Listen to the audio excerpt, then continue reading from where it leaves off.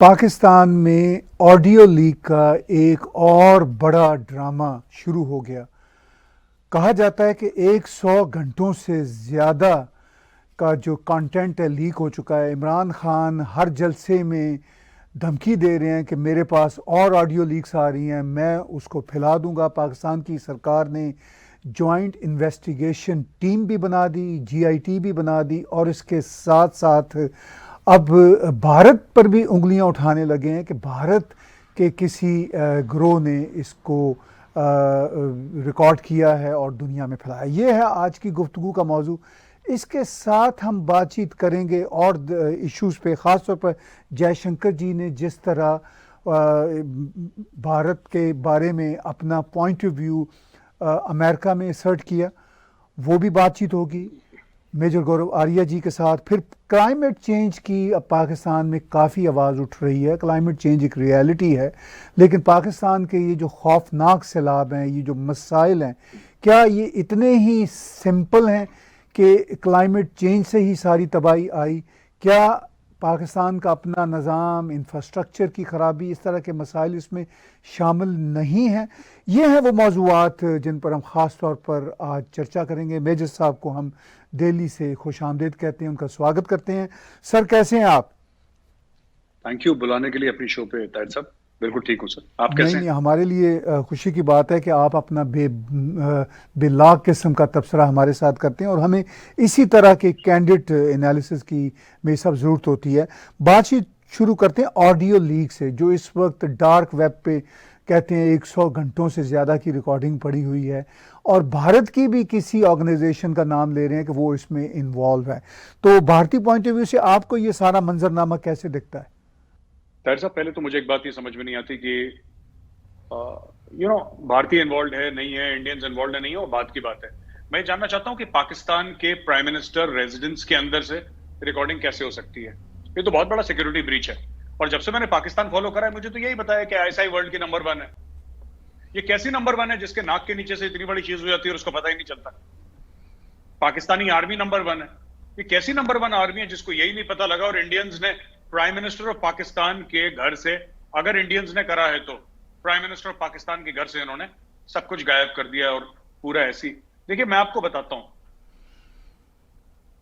हो सकता है इसमें कि जो मुझे लगता है आईएसआई ने खुद बग्स वहां पे लगाए हैं और ये बग हैक हुआ है सर।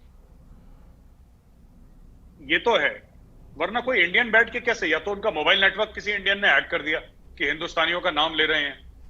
बट जब इंडियंस नहीं भी थे, चलिए मान लीजिए कि इंडियन ने ये वाला काम कर दिया, ठीक है ना, पर इसके पहले साहब जो जरदारी साहब की फोन कॉन्वर्सेशन आई थी वो किसने करी थी? है ना, जो आपस में ये लोग एक दूसरे की रिकॉर्डिंग करते रहते हैं। कोई इमरान खान की निकलती है, कोई फराह गोगी की निकलती है, कोई इमरान खान की वाइफ है जो पिंकी पीरनी, उनकी निकलती है।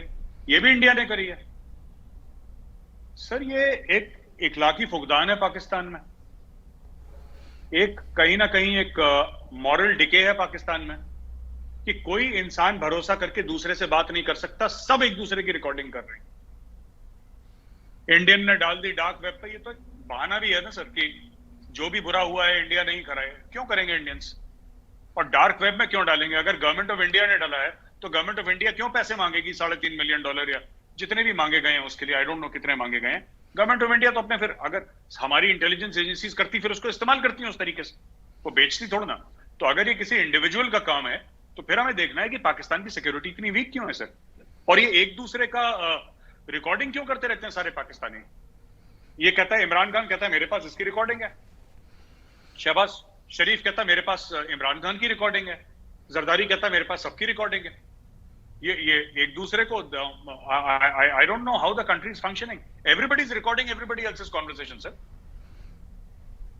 जी, आपने कहा कि वहाँ पे तो यूँ लगता है कि हर कोई हर दूसरे की रिकॉर्डिंग कर रहा है, लेकिन मैं सब हमने ये भी देखा कि ये सब कुछ होने के बावजूद फ़र्क भी किसी को नहीं पड़ता। समाज ऐसा हो चुका है कि उसमें वो जैसे कहते हैं ना, हु केयर्स, आप मेरी रिकॉर्डिंग करते फिरें, हु केयर्स। तो क्या ये भी आपको एक फैक्ट नज़र आता है? नहीं बिल्कुल, देखिए बात यह है कि अब लोगों के लिए भी पाकिस्तानी पॉलिटिक्स जो है ना सर, अब वो एंटरटेनमेंट बन गई है पाकिस्तानियों के लिए। उनको मजा आता है ये जलसा क्या है सर? जलसा इज नॉट फॉर एनीथिंग। जलसा वो डीजे बट अपना म्यूजिक बजाएगा, लोग नाचेंगे गाएंगे। This is entertainment for Pakistani. फिल्में इतनी बनती नहीं है पाकिस्तान में, बॉलीवुड वहां पे फिल्में रिलीज नहीं करता आजकल, या कर नहीं पाता बिकॉज ऑफ पाकिस्तानी रिस्ट्रिक्शंस। तो ठीक है, ये लोगों के लिए एंटरटेनमेंट है, लोगों को क्या फर्क पड़ता है सर? लोगों को क्या फर्क पड़ता है? उनको मजे हैं, देखिए उनकी जिंदगी वैसी बेचारों की घर को रखी है, ठीक है? तो उनको ये इसी बहाने एंटरटेनमेंट मिल जाता है। क्रिकेट है, ऑडियो लीक्स हैं, जलसे हैं, तो ऐसे चल रहा है माशरा। They don't care sir. ये लोग भूल जाएंगे, very short term memory. America में तो सरकार गिर गई थी सर निक्सन के दौरान। निक्सन के दौरान एक गवर्नमेंट की पूरी सरकार गिर गई थी वहां पे। तो but the thing is that Pakistan में नोबडी केयर्स, किसी को फर्क नहीं पड़ता। कल इमरान खान की ऑडियो आ जाएगी, फिर जलसे में 2 लाख लोग 1 लाख लोग पहुंच जाएंगे डीजे बट के उसमें गाना गाने के लिए। तो ये है सर, बेस हो चुके हैं लोग सर। तो ये I think that is the real problem. तो ये जो एंटरटेनमेंट है जलसे, ख़ास तौर पर इमरान खान के और ऑडियो लीक्स और क्रिकेट पे हंगामे, ये जो एंटरटेनमेंट है ये पाकिस्तान में ही है या इससे भारत की जनता भी एंटरटेनमेंट ले रही है, आनंद ले रही है? हम तो पूरा आनंद लेते हैं सर, हमारा तो काम ही यही है। पाकिस्तानी चैनल सवेरे से लेकर रात तक हम, और काम क्या है मेरा, यही काम है। मैं अपने बारे में बोल सकता हूँ, वहां पे तो इतना फन है कि मुझे तो माई। और कभी कभी ऐसी, जिसको हिंदी में कहते हैं ना सर, अविश्वसनीय चीजें, अनबिलीवेबल चीजें, ऐसी बातें बोल देते हैं कि जिसका कोई रिलेशन नहीं होता, लेकिन पढ़े लिखे एंकर बोल देते हैं सर कि लोग हमारी मदद ये इसलिए करेंगे, ये जो अभी फ्लड हुआ है पाकिस्तान में 1/3 मुल्क पानी के नीचे, लोग हमारी मदद इसलिए करेंगे क्योंकि आखिर हम एक एटमी कुव्वत हैं, तो लोगों को हमारी मदद करनी पड़ेगी। अब इसका क्या लॉजिक है फ्लड से?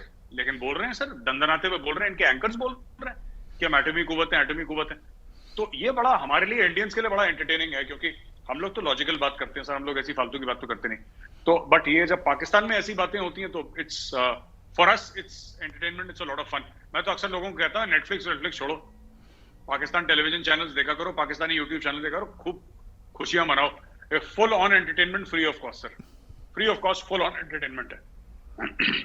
जी, आपने फ्लड्स की बात की और पाकिस्तान के फॉरेन मिनिस्टर बिलावल भुट्टो भी और भी पाकिस्तान के जो हुक्मरान हैं वो भी ये बात कर रहे हैं कि जो क्लाइमेट चेंज आ रहा है उससे पाकिस्तान मुतासर हुआ। बिलाशुबा ये एक रियलिटी है, लेकिन सिर्फ ये एक बात नहीं, जो इंफ्रास्ट्रक्चर है वहाँ का, जो डैम बनाने के डैम फूल ड्रामे हुए। मियाँ साकिब निसार पाकिस्तान के एक चीफ जस्टिस हुआ करते थे, वो कनाडा से भी कोई मिलियंस डॉलर ले गए, दुनिया भर से उन्होंने अरबों रुपए पाकिस्तानी इकट्ठे कर लिए, कोई पता नहीं चला।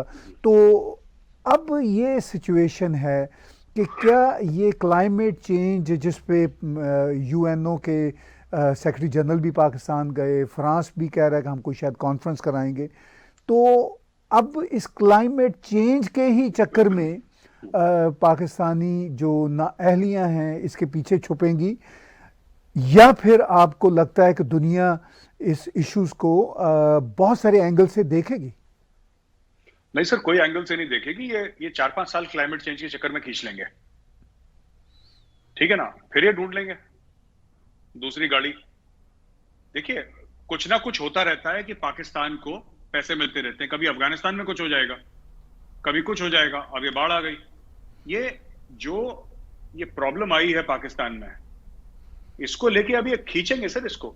आपने बिल्कुल ठीक बोला, साकिब निसार की जो आपने बात करी है, डैम के लिए पैसे इकट्ठा करे भाग गए वो तो साकिब निसार साहब। अब डैम के लिए पैसे लेकर अगर साकिब निसार साहब भाग जाते हैं तो किसकी गलती है? हाँ, climate change is a reality, climate change की वजह से पाकिस्तान इंपैक्ट हुआ है, लेकिन इसको मिटिगेट करने के भी तो वो है ना सर। आप डैम बनाइए, आप इंफ्रास्ट्रक्चर अपना बनाइए, तो ये जितनी भी तबाही है कम हो सकती। किसने पाकिस्तान को बोला कि तुम डैम मत बनाओ? ये यहूदियों की साजिश थी, हिंदुओं की साजिश थी, किसकी साजिश थी? अमेरिका की साजिश थी, इंपोर्टेड हुकूमत की साजिश थी, किसकी आपने खुद डैम नहीं बनाए, आप डैम के पैसे चोरी करके भाग गए। आज आप रो रहे हो कि जी यहाँ पे पानी आ गया और हमारे मुल्क को बहा के ले गया। पाकिस्तान, देखिए आज की तारीख में गवर्नमेंट ऑफ पाकिस्तान ये कह रही है कि जो हमने लोन लिए हैं वो आप उनको राइट ऑफ कर दीजिए, क्योंकि we are not in a position to pay, ठीक है ना। यही तो 2 साल पहले इमरान खान कह रहा था जब कोरोना आया था कि हमारे लोन्स राइट ऑफ कर दीजिए। तो पाकिस्तान के सर हर समय 2 पॉलिसीज रहती है पाकिस्तान की। जब भी किसी मुल्क से बात करते हैं ये लोग कि या तो हमें पैसे दे दो या जो तुमने पैसे पहले हमें दिए हैं वो माफ कर दो, दोनों में से एक चीज तो कर दो। तो वो वही होगा सर, डैम के चलते अब अपने पुराने लोन माफ करवाना, नए पैसे लेना, इंफ्रास्ट्रक्चर फिर भी नहीं बनेगा, फिर स्विट्जरलैंड में इनके विला हो जाएंगे सर, लंदन में फ्लैट हो जाएंगे, दुबई में पेंट हाउसेज हो जाएंगे। यही कहानी चलती रहेगी पाकिस्तान की जब तक चल रही है सर, यही स्टोरी है इनकी। और वो जो गरीब है वो दादू में है, सिंध इंटीरियर में है, कहीं पे भी बेचारा खड़ा हुआ है बलोचिस्तान में, उसके पास वो जो आटे की बोरी पहुंचनी थी वो नहीं पहुंचेगी। वो आएगी इस्लामाबाद, इस्लामाबाद से जाएगी दुबई लंदन, वो गरीब के पास नहीं पहुंचेगी सर। ये इनका रिकॉर्ड है। इमरान खान ने खुद कहता है 15 अरब रुपए मैंने इकट्ठा करे सर। इमरान खान ने कहा है वो रुपए? उसने बोला था ना एक हफ्ता पहले, 5-6 दिन पहले, कि मैंने 15 अरब रुपए इकट्ठा कर लिए पाकिस्तानी, यानी hundred of millions of dollars इकट्ठा करे उसने 15 घंटे की टेलीथॉन में, पता नहीं कितने घंटे की टेलीथॉन में उसने इकट्ठा करे। अगर उसने इतने पैसे इकट्ठा करे हैं तो उसने कितने दिए, कुछ अकाउंटिंग तो होगी। लेकिन नहीं, जो उसके भी लोग हैं, जो पीटीआई के उसके लोग हैं जो जान चढ़कते हैं, वो थोड़ा ना पूछेंगे खान को कि भाई वो पैसे कहां गए, नहीं पूछेंगे। पाकिस्तान में वो कल्चर नहीं है अकाउंटेबिलिटी का। तो अब ये बाढ़ आ गई है और पाकिस्तान के जो अशराफियां हैं, मुझे कहनी बात नहीं चाहिए, बुरी बात है, गंदी बात है, भद्दी बात है, लेकिन पाकिस्तान के अशराफिया इसको भी एक अपॉर्चुनिटी समझते हैं। They use their people like bait sir. जैसे मछली पकड़ते हैं तो कांटे में वो केंचुआ नहीं लगाते बेट कि मछली फंस जाए, ये पाकिस्तान का जो अशराफिया है वो पाकिस्तान की आवाम को बेट की तरह इस्तेमाल करता है कि आईएमएफ या वर्ल्ड बैंक या अमेरिका या फ्रांस कोई बड़ी मछली काटा, उनकी मजबूरी देख के, उनकी परेशानी देख के उनका दिल पसीज जाए और वो हमें पैसे दे दें। They use their people like bait sir. It's very unfortunate, I am using such words, I should not, but this is the truth. जी, सारी सूरत हाल में आपने पीछे बात की कि भारत एक सीरियस देश है और हमने उसका मुजाहरा भी देखा। भारत के फॉरेन मिनिस्टर जनाब जयशंकर जी ने जिस तरह अभी न्यूयॉर्क में बातें की और जिस तरह खुल के वर्ल्ड स्टेज पे भारत के रोल का मुजाहरा किया, तो आप क्या देखते हैं कि भारत को आने वाले सालों में बड़े, यानी इवन नेक्स्ट ईयर में बहुत बड़े रोल्स मिलने वाले हैं? G20 की होस्टिंग भारत कर रहा है, SCO की होस्टिंग भारत कर रहा है। तो पहले तो ये बताइए कि जयशंकर जी की जो स्टेटमेंट्स न्यूयॉर्क में हैं उनको आप कैसे देखते हैं? नहीं, मुझे तो लगता है सर कि बहुत जबरदस्त उन्होंने बात करी है।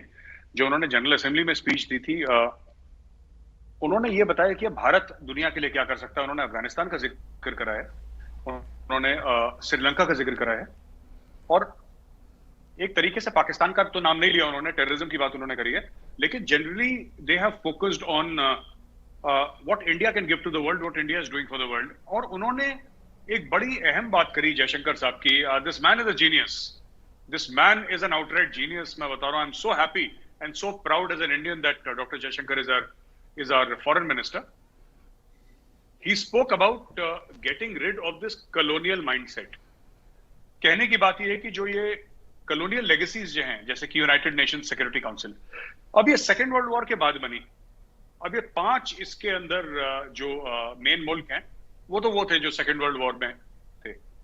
तो जब सेकेंड वर्ल्ड वॉर में हुआ उस वक्त तो ये लोग आ गए, सिक्योरिटी काउंसिल के परमानेंट मेंबर्स बन गए, और दे आर सेइंग दैट ये एक कॉलोनियल लेगेसी है, इसको आपको एक्सपैंड करना पड़ेगा। ब्राजील है, इंडिया है। देखिए 75 साल में दुनिया तो चेंज हो गई ना सर। अगर दुनिया चेंज हो गई तो बदलती हुई दुनिया को आप किस तरीके से रिप्रेजेंट कर रहे हैं? आपने तो वही 1945 वाला मामला आपने खेल रखा है पूरा। 1945 यही तो, रशिया आपका हो गया, चाइना हो गया, United states of America, France, England हो गया। तो यही तो वही लोग हैं जो लड़ाई जीते थे या लड़ाई में जिन्होंने पार्ट लिया था। Those are the people who are member of the security council. So अब India in the next 2-3 years will become the most populous country in the world, 5th largest economy है सर, 3rd largest होने वाली है। लोग कह रहे हैं कि अगले 5 साल में 3rd largest economy हो जाएगी। India deserves to sit at that table. India has earned that right to sit at the table. And अगर जो नहीं अलाउ कर रहे या इसको रोक रहे हैं, colonial mindset है इनका। This is also sort of imperialism. This is also sort of a colonial mindset which he spoke against. तो मुझे लगता है कि जबरदस्त तकरीर करी है जयशंकर साहब ने। भारत जब SCO की होस्टिंग करेगा नेक्स्ट ईयर, तो पाकिस्तान के उस वक्त जो भी प्राइम मिनिस्टर होंगे, चाहे ये शहबाज शरीफ हों या इमरान खान वापस आते हैं या जो भी कोई वापस आता है पुराने लीडर्स में से, क्या आपको पॉसिबिलिटी लगती है कि पाकिस्तान उस एससीओ के इजलास में शिरकत करेगा? सर ये पाकिस्तान उसमें शिरकत करेगा नहीं करेगा ये पाकिस्तान पे डिपेंड नहीं करता। उस समय जो पाकिस्तान को पैसे दे रहा है वो क्या बोलता है, उस समय अगर चाइना पैसे देता है और चाइना कहता है शिरकत करो, करेंगे। अगर अमेरिका पैसे दे रहा है या फ्रांस दे रहा है, वो कहेगा शिरकत करो तो करेंगे, वरना नहीं करेंगे। सो दैट, अगर देखिए मैं एक और बात कह दूं आपको, कड़वी बात है लेकिन हमें कहनी चाहिए ताहिर साहब, किसी भी समिट में चाहे G20 हो या कुछ भी हो, एक्स पाकिस्तान के शिरकत करने से ना शिरकत करने से कोई फर्क नहीं पड़ता। पाकिस्तान ने कुछ देना नहीं है G20 को, दुनिया को। Pakistan is nothing to give to the world, it will only take. उसने सिर्फ, पाकिस्तान का हाथ हर समय ऐसे रहा है सर, पाकिस्तान का जो हाथ है सर हर समय ऐसे रहा है, पाकिस्तान का हाथ कभी ऐसे नहीं रहा सर। पाकिस्तान ने कभी दुनिया को कुछ दिया नहीं है टेररिज्म के अलावा, और दुनिया का भला नहीं करा है। तो अगर पाकिस्तान कहता है कि हम G20 को बॉयकॉट करते हैं तो क्या फर्क पड़ा। मैं इसके बारे में मैं कोई रेटोरिकल बात नहीं कर रहा, इमोशनल बात नहीं कर रहा, मैं इसके ऊपर एक जेन्युइन डिस्कशन चाहता हूं सोशल मीडिया पे। मैं मेन स्ट्रीम मीडिया में इस मामले के ऊपर एक genuine fact based data based discussion चाहता हूं कि अगर पाकिस्तान G20 में कहता है कि इंडिया में हो रहा है हम नहीं आएंगे तो क्या होगा। मैं होगा यहाँ क्या पे उससे? सॉरी आपको टोकता हूँ, G20 में तो शायद जी पाकिस्तान को इनविटेशन ना मिले क्योंकि वो तो G50 में भी नहीं आते, लेकिन मसला नहीं सर, एससीओ। वो बात कर रहे थे कि हम साइड में, हम on the sidelines Pakistan wants to get invited in G20 sir, या लेकिन मेरा ख्याल बिकॉज है जब वो एससीओ, कश्मीर की बात हुई थी तब। हाँ, जी लेकिन मेरा इशू ये कि एससीओ में चूंकि पाकिस्तान मेंबर है, जी वो एज एन ऑब्जर्वेटरी कंट्री नहीं है, वो एक मेंबर है, जी तो उसमें इनविटेशन तो ऑफ कोर्स जाएगा। अब भारत में जो मैं विजुलाइज कर रहा हूँ, अगर इमरान खान से प्राइम मिनिस्टर उस वक्त हैं पाकिस्तान के, तो वो तो कश्मीर का जिक्र करेंगे या करना चाहेंगे एससीओ में, तो ये एजेंडा नहीं होगा कश्मीर। और अगर इमरान खान नहीं है, शरीफ फैमिली में से ही कोई है, नवाज शरीफ या शहबाज शरीफ, वो पॉलिटिकल कंपल्शन की वजह से शायद जिक्र करना चाहेंगे, तो भारत के लिए क्या पोजीशन होगी? आपने अभी कहा कि जो पैसे देगा उसके मुताबिक ही पाकिस्तान चलेगा, लेकिन थोड़ा सा और हमारे व्यूअर्स को बताइए।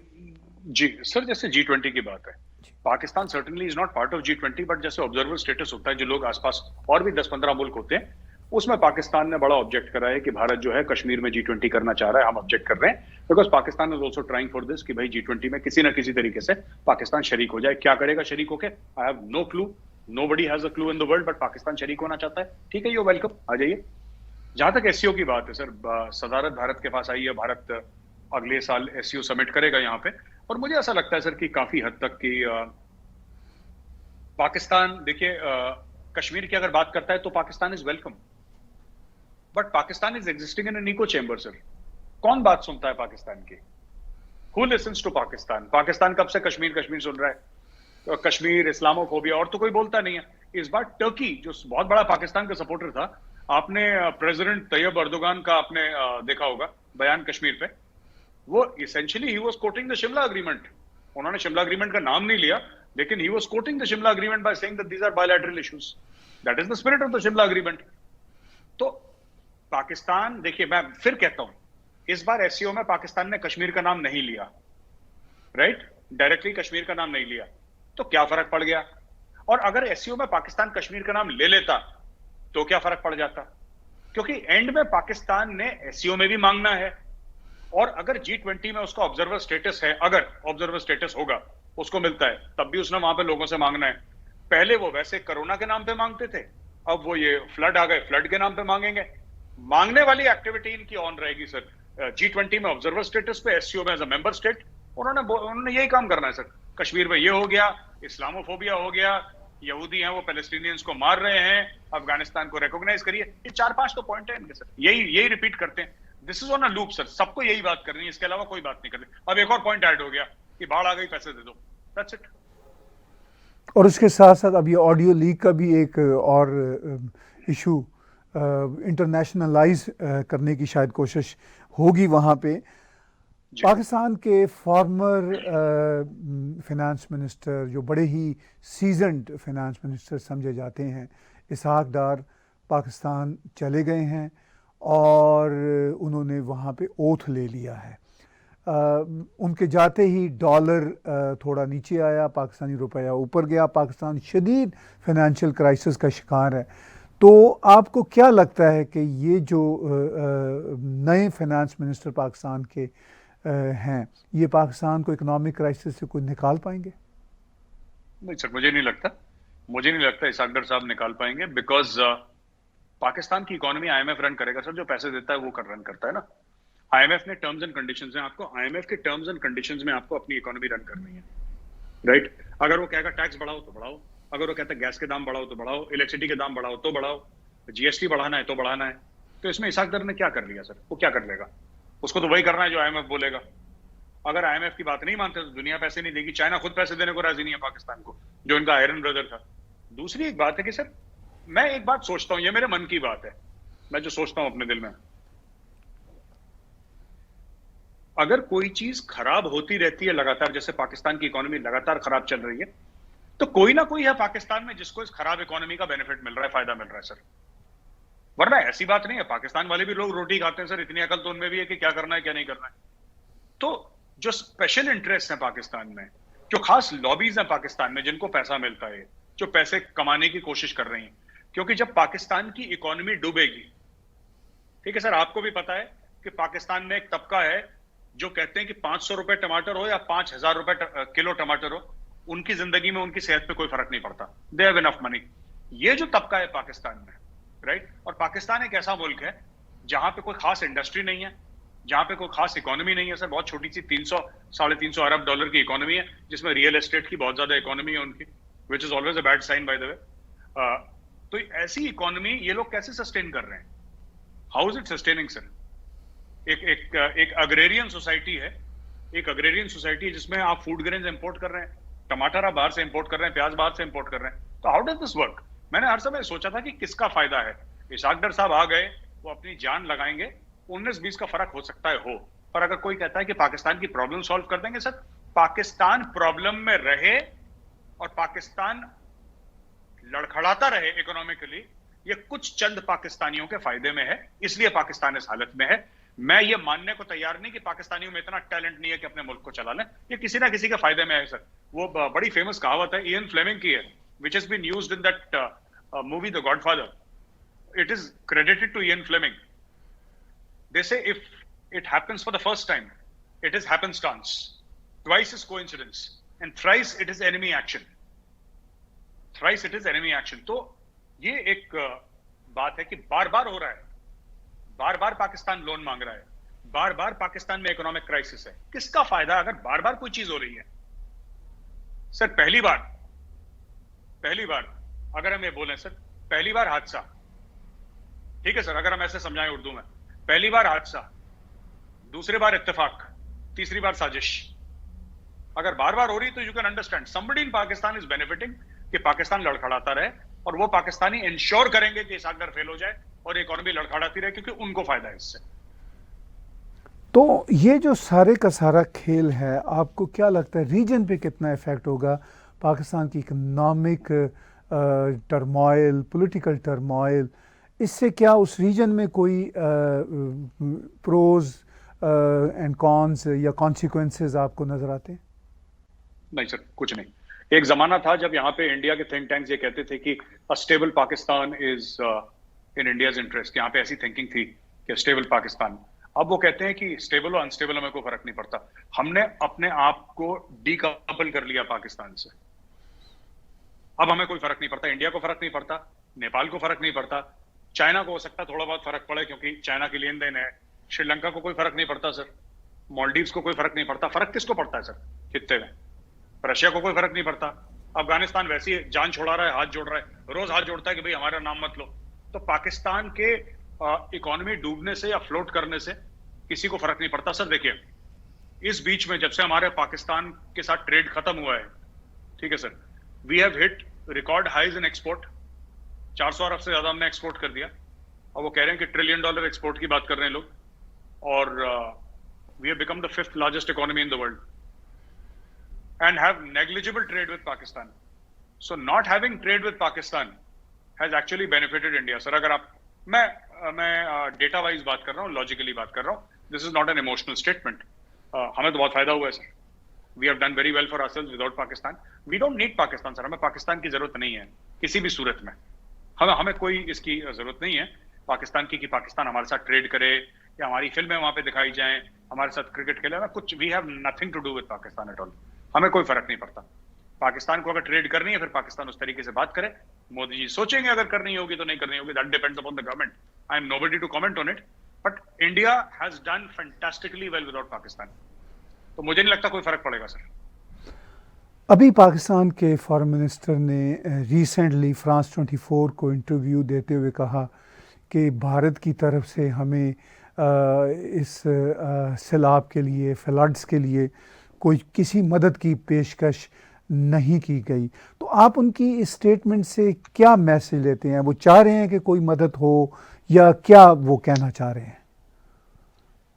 सर जब पहली बार फ्लड्स आए थे पाकिस्तान में, हमने मदद करी थी पाकिस्तान की. हमने करीब $25 मिलियन की बात हुई थी कि हम भेजेंगे पाकिस्तान. पाकिस्तान ने मना कर दिया था सर. फिर वो पैसा यूनाइटेड नेशंस के थ्रू गया. तो ऐसी बात नहीं है कि भारत ने कभी मदद नहीं करी पाकिस्तान की. पाकिस्तान को लोगों को बोलना है कि हम खुददार मुल्क हैं. अपने लोगों को बोलना है खुददार मुल्क हैं. ये फ्रांस, अब मैं आपको छोटी सी बात बताता हूं सर. आपने बोला कि फ्रांस इनके लिए एक फंड रेजिंग कर रहा है.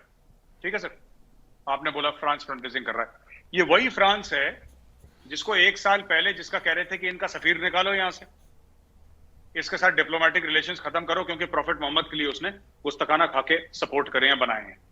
राइट. आज वो खाके वाके की बात, प्रॉफिट मोहम्मद की बात सब भूल गया पाकिस्तान. कहां है वो बातें? आज इमैनुअल मैक्रोन के पैर छू रहे हैं ये लोग कि हमारे लिए कॉन्फ्रेंस कर दो, डोनर्स कॉन्फ्रेंस कर दो कि लोग हमें पैसा दे दें. तो सर ये दोगले हैं ना, ये दोगले हैं. मैं कह रहा हूं कि पिछले साल फ्रांस को गाली दे रहे थे ये लोग कि निकालो इसको, एम्बेसी पे चढ़ जाओ और आग लगा दो. और लाहौर में आग लगा दी थी इन लोगों ने और बोला था कि इनके एम्बेसी को निकालो और इसके साथ डिप्लोमेटिक रिलेशनशिप खत्म करो, जो भी रिश्ते हैं सिफारती रिश्ते खत्म करो फ्रांस के साथ. 1 साल पहले जो लबैक वाले जब सड़क पे आए थे तब सब लोग पाकिस्तान में कह रहे थे. आज वही पाकिस्तानी पैर पकड़ रहे हैं, उसी इमैनुअल मैक्रोन के, वही है प्लेयर, वही है, उससे कह रहे हैं भैया पैसे दे दो. तो ये सीजनल लड्डू हैं सर. ये बारिश होती है, टर टर करते हैं, फिर नीचे चले जाते हैं. इन तिलों में तेल नहीं है. I don't believe they have any this thing sir. कुछ नहीं है उसमें. पाकिस्तान में एक इम्प्रेशन ये है कि पीडीएम की जो सरकार है और ख़ास तौर पर जो शरीफ फैमिली है वो भारत के साथ अच्छे तल्लुकात बनाना चाहते हैं. इवन शायद कुछ टेररिस्टों को भी उनके हवाले करना चाहते हैं. मगर एक तो इस्टेब्लिशमेंट रास्ते में आती है, दूसरी जो पॉलिटिकल कंपल्शंस हैं वो बड़ी खौफनाक हैं. भारत के ख़िलाफ़ इतनी नफ़रत है फॉर डिकेड्स कि अनफॉर्चुनेटली वो उनकी हिम्मत नहीं होती, वो उनको पॉलिटिकल कॉस्ट नज़र आती है. तो क्या ये फीलिंग या ये इम्प्रेशन भारत में भी है?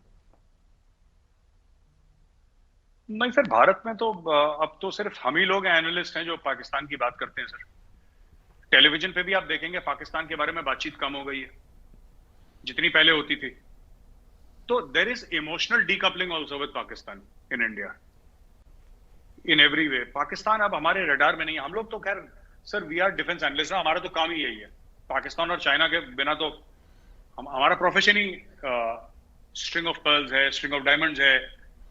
पाकिस्तान की न्यूक्लियर पॉलिसी क्या, हम लोग तो दिन भर यही पढ़ते रहते हैं. तो हम लोग तो कमेंट करेंगे इस चीज पे.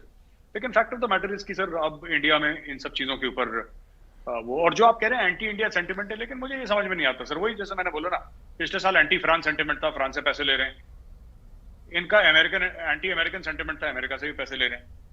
बस ये है कि इंडिया के साथ इन्होंने हिंदू मुस्लिम वाली राइवलरी अपनी बना रखी है पाकिस्तानियों के दिमाग में, तो वो इसलिए कहते हैं. बट ठीक है, शरीफ खानदान को देखिए, अगर रिलेशन बनाने, हमें तो नहीं बनाने सर, किसी को हमें कोई इंटरेस्ट नहीं है.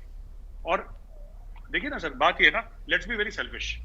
मुल्क के मफाद की बात करते हैं. पाकिस्तान क्या कर सकता है हमारे लिए? पाकिस्तानी कई कहते हैं कि शरीफ खानदान ने बड़े पैसे इन्वेस्ट कर रखे इंडिया में. एक ये भी मैं सुनता हूं बड़ा कि शरीफ खानदान, तो मैंने पूछा अपने पाकिस्तानी दोस्त से जो कह रहा था नहीं मेजर साहब आपको नहीं पता, शरीफ खानदान ने बड़े. मैंने बोला पैसे हैं कितने इसके पास? नवाज शरीफ के पास पैसे हैं कितने? मतलब इनको एक्चुअली लगता है कि नवाज, पाकिस्तानियों को एक्चुअली लगता है कि नवाज शरीफ के पास बहुत पैसे हैं. पाकिस्तान के हिसाब से बहुत पैसे होंगे उसके पास, इंडिया के हिसाब सर चावड़ी बाजार का होलसेलर है ना, उसके पास ज्यादा पैसे पड़े नवाज शरीफ से। क्या बात कर रहे हैं ये लोग? ये थोड़े 1-2 बिलियन डॉलर, एक आध अरब रुपए या 500-700 मिलियन डॉलर आ गए और इन्होंने बोल दिया कि साहब बड़े तीर मार दिया हमने, कोई बहुत बड़ा हमने, we have delivered something very big. बड़े छोटे पैसे हैं जरदारी के पास भी, बड़े छोटे पैसे हैं अपने नवाज शरीफ के पास, शहबाज शरीफ के पास। Yes they are rich people, definitely they are rich people, but ऐसा नहीं कि इन्वेस्टमेंट करें। इंडिया में इन्वेस्टमेंट होती है सिर्फ जैसे कि 50 अरब की, 70 अरब की, 100 अरब की इन्वेस्टमेंट हो रही है, राइट? तब तो इंडिया वाले थोड़ी सी आंख खोले कि हाँ भाई कोई इन्वेस्टमेंट हो रही है। ये ना पिद्दी का शोरबा ये करेंगे इंडिया में इन्वेस्टमेंट नवाज शरीफ। तो पता नहीं पाकिस्तानियों को क्या लगता है कि क्या इन्वेस्टमेंट हो रही है यहाँ पे। ऐसा कुछ नहीं सर, इतने पैसे नहीं है नवाज शरीफ के पास कि इंडिया में इन्वेस्टमेंट करे। आप ठीक कह रहे हैं। अगर हम अदानी ग्रुप के ही वहाँ पे असासे देखें तो वो कई 100 बिलियन डॉलर्स में से हैं, और ये एक ग्रुप है। इसके साथ साथ बहुत सारे ऐसे और ग्रुप्स भी हैं, और शायद ऑफिशियली एंड अनऑफिशियली भारत में प्लस बिलियन डॉलर तो शायद 1000 लोगों के पास हो। तो इसमें तो कोई शक वाली बात। हाँ बिल्कुल सर, आप ठीक कह रहे हैं। ठीक। तो इस सारी सूरत हाल में जो अब तक हमने बातचीत की में साहब, आप इसको कंक्लूड कैसे करना चाहेंगे? सर मैं तो ऐसा कंक्लूड करना चाहूंगा कि देखिए, कश्मीर पाकिस्तान की मजबूरी है, तो पाकिस्तान को तो कश्मीर का राग आलापना ही है। अफगानिस्तान इसलिए पाकिस्तान की मजबूरी है क्योंकि स्ट्रेटेजिक डेप्थ का तो भूत उतर गया, लेकिन पैसे अफगानिस्तान से आए हैं आज तक। पिछले 30-40 साल में जो भी पाकिस्तान के पास मोटे पैसे आए हैं वो अफगानिस्तान की वजह से आए हैं। तो पैसों के लालच में पाकिस्तान को अफगानिस्तान का नाम लेना जरूरी है। ये सब कि अफगानी भूख से मर रहे हैं, ठंड लग रही है, ये सब झूठ बोलते हैं।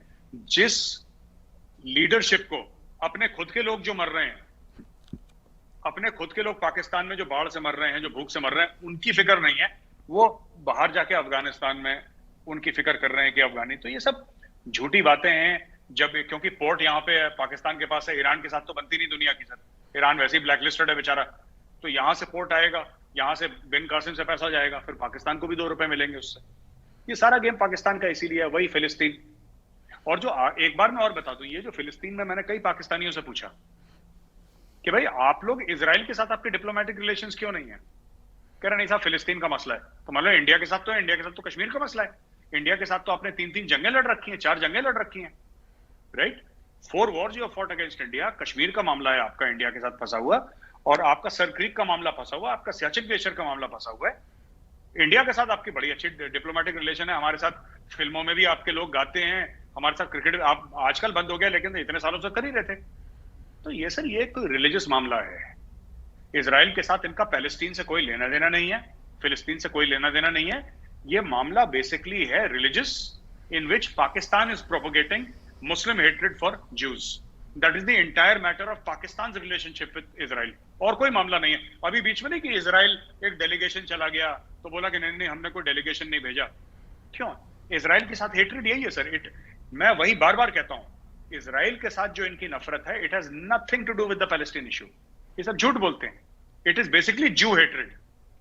ये जू हेट्रेड है, और आज से नहीं 1000-1500 साल से जू हेट्रेड। ये वही जू हेट्रेड है जो बाकी सब सऊदी अरब सब लोगों ने अपना मामला फिट कर लिया। पर दुनिया में एक ही तो सच्चे मुसलमान है, वो पाकिस्तानी है, बाकी सब तो झूठे हैं सर। तो झंडा वही फहराएंगे इस्लाम का।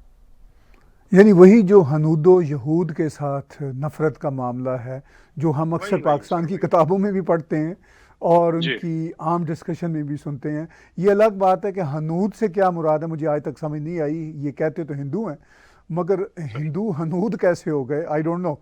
ये इन्होंने वो शेर में जैसे काफिया फिट करना होता है ना, कि यहूद के साथ हनूद लगाए, कि इन्होंने एक नई टर्मिनोलॉजी निकाली।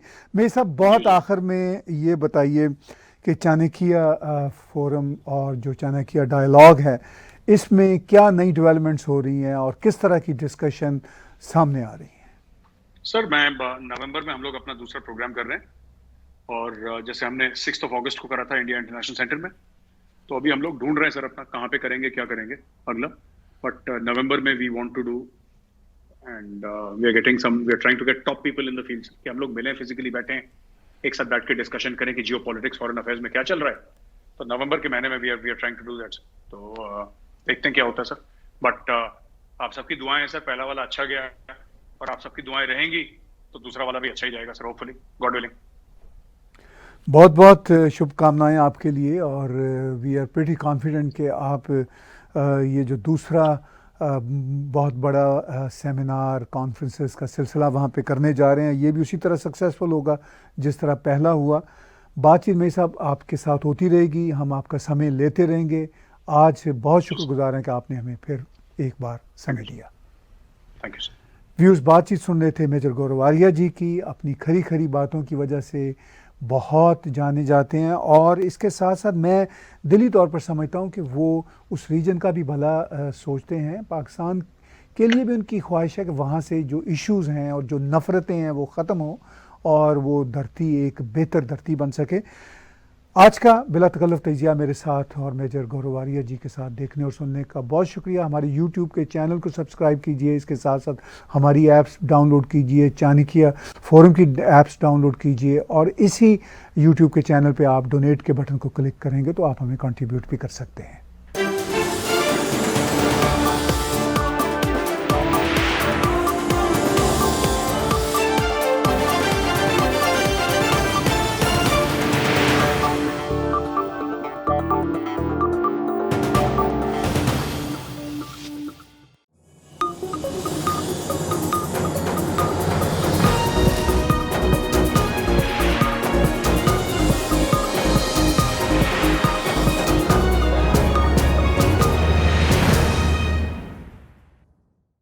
Subscribe Tag TV YouTube channel and press the notification button.